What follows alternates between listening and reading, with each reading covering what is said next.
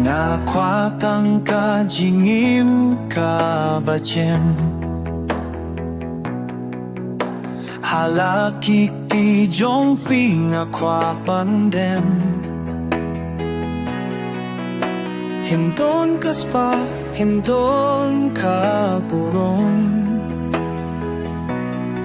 Tangka jingit ka ba ne hadu siya ikas ni jong Hakas ni badap ka jingnen na yuoban siya Hakas ni ba en ka jingnen na yuoban siya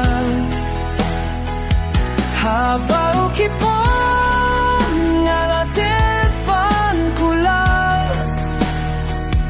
Ngahit ya pihatu batu ka jingin jongal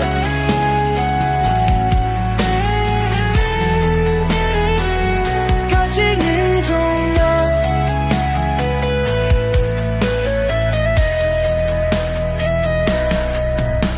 Hapadap kas ni pat ni siyong halong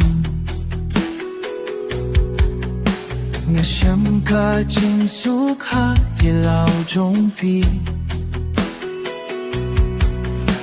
Kasu jong fi Kalong ka jing jong na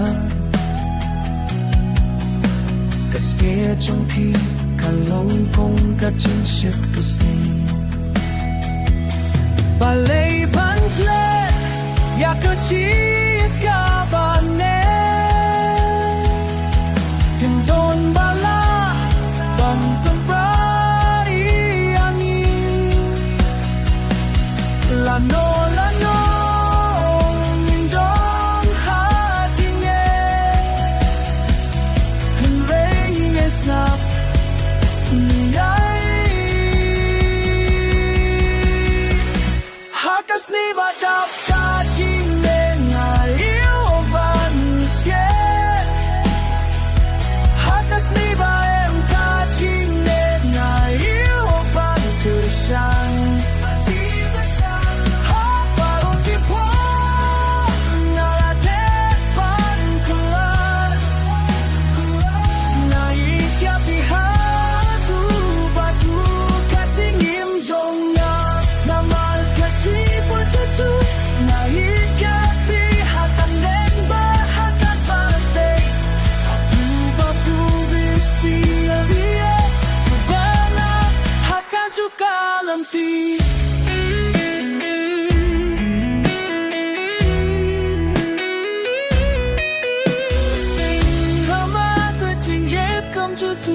Mait ya pihak kam neng ban haka perte hadu badu min se nang ye Phi bad na haka ju kalanti